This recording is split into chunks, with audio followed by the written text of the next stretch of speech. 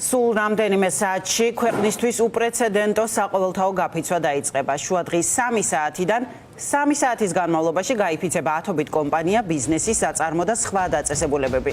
ამით კიდევ ერთხელ გააპროტესტებენ ქართული ოცნების ანტიდასავლურ და ძალადობრივ პოლიტიკას და გაიმეორებენ მთავარ მოთხოვნებსაც, რაც არის რეჟიმის პატიმრების გათავისუფლება და ახალი არჩევნების დანიშვნა. გაფიცვას უერთდებიან აქციებისას დაკავებულების ოჯახებიც, რომლებმაც სთხოვეს მსხვილ კომპანიებს, რომ არ დასაჯონ თანამშრომლები, რომლებიც საყოველთაო პროტესტის ამ ფორმაში ჩაერთვებიან. ნანო ჩაკვეტაძე მოგვიყვება დეტალურად დაგეგმილი აქციის შესახებ.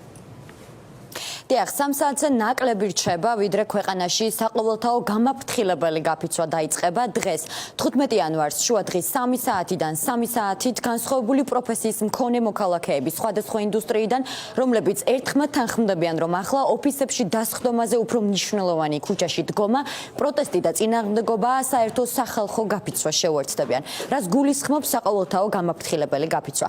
მოქალაქეები, რომლებიც ამ გამაფრთხილებელ გაფიცვაში მიიღებენ მონაწილეობას, 3 საათით შეწყვეტენ მუშაობას. სხვადასხვა საპროტესტო ატრიბუტიკით გამოვლენ საკუთარ სამუშაო სივრცეებთან და გამოხატავენ საკუთარ პროტესტს.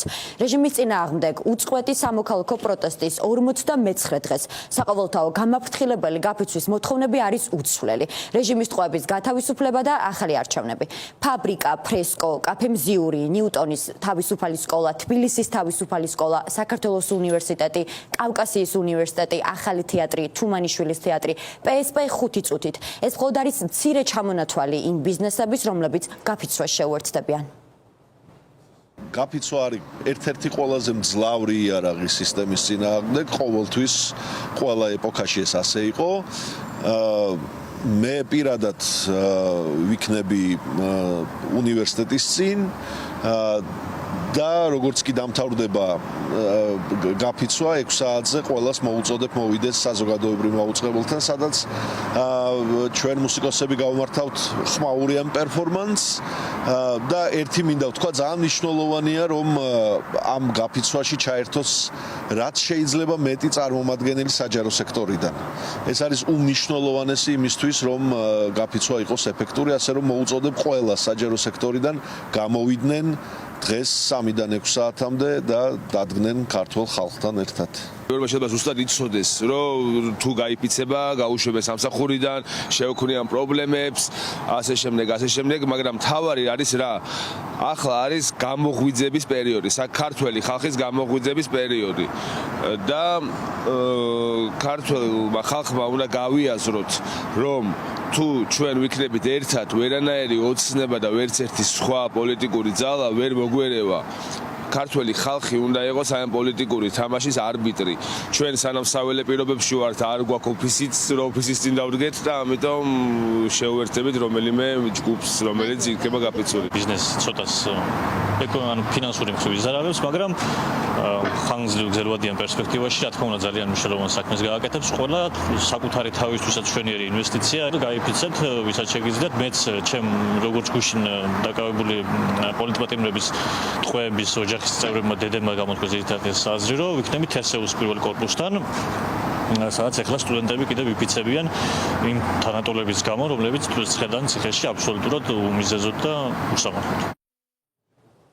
გაფიცვის მესამე დღის ათვლა დაიწყო თბილისის სახელმწიფო უნივერსიტეტში. თვეზე მეტია გაფიცულები არიან თეატრალური უნივერსიტეტის სტუდენტები. მოთხოვნები აქაც უცვლელია. დღევანდელ გაფიცვაზე, გარდა იმისა, რომ მოქალაქეები ძირითადად საკუთარ ოფისებთან შეიკრიბებიან, იქნება რამდენიმე საერთო ლოკაციაც. პატიმრების ოჯახის წევრები თბილისის სახელმწიფო უნივერსიტეტის პირველ კორპუსთან გაიფიცებიან. გაფიცულთა შორის იქნებიან რეჟიმის პატიმრის ზვიად ცეცხლაძის მშობლებიც. ზვიად ცეცხლაძე თბილისის სახელმწიფო უნივერსიტეტის სტუდენტია. ჩვენ შევუერთდით შოთა რუსთაველის სახელობის თეატრალური უნივერსიტეტის სტუდენტების უვადო პროტესტს.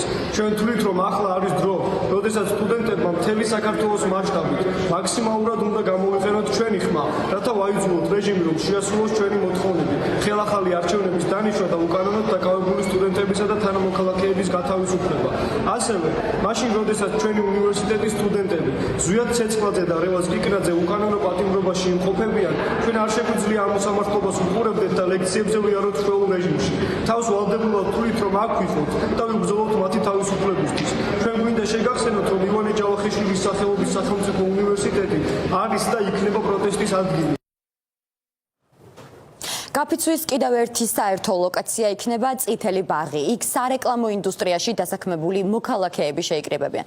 საინტერესოა ისიც, რომ პლატფორმაზე თავისუფალი ბიზნესები შემოერთებულ კომპანიებს გაფიცვასთან დაკავშირებით საინფორმაციო შეტყობინებები გაეგზავნათ. 500-ზე მეტი კომპანიის მიერ დაბრუნებული პასუხებიდან ირკვევა, რომ კომპანიების 93% ეთანხმება და ხელს უწყობს გაფიცულ თანამშრომლებს. 7% არ არის წინააღმდეგი. იმ ბიზნესების წილი კი, რომელიც გაფიცვის წინააღმდეგია, მხოლოდ 0%-ია. მადლობა ნანო, ჩაკვეტაძე გვიყვებოდა საყოველთაო გაფიცვის შესახებ.